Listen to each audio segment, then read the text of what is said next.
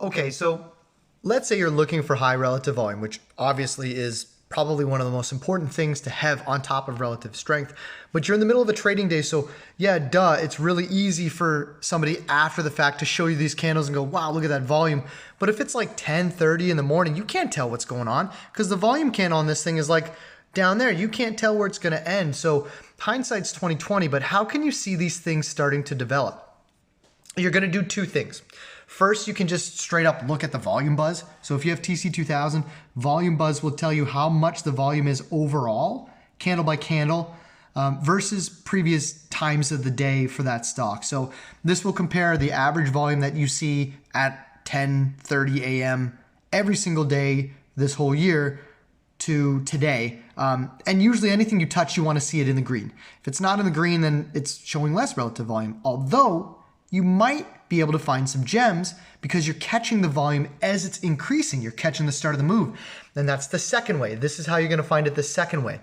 So the second way that you can find relative volume starting to build before you see the candle on the D1 finish is go to lower time frames.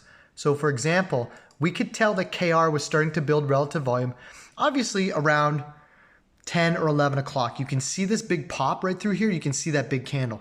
So this is last Thursday, this is 10 a.m. That might still be the opening volume, but then look at the size of the volume there. That doesn't make any sense compared to especially other days.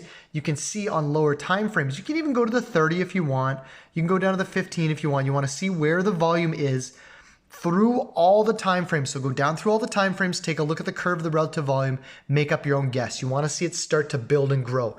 You can also see this number as you're watching it start to go up. So let's say in the morning KR was like plus 80%, and then all of a sudden you're like, hey, it's plus 90%, then plus 100, 110.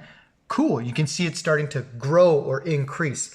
And then the last thing you want to keep in mind too is you want to make sure that the relative volume is actually increasing, not decreasing. So even if you have high relative volume, but you're on a candle where it's going down, you might have caught the tail end of this thing. So take a look at, let me see if I can find something here.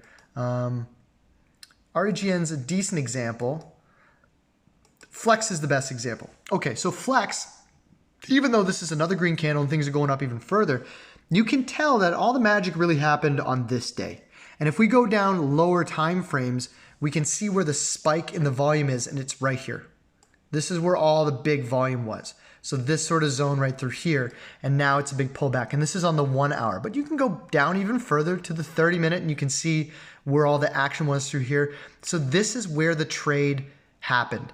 If you take a look at the relative strength, you take a look at the relative volume, this time of the day is where your high probability long was. It's not right now. You're going to have to wait for another pop-up or break over this line or the relative volume to start to curve back up, not just end of day.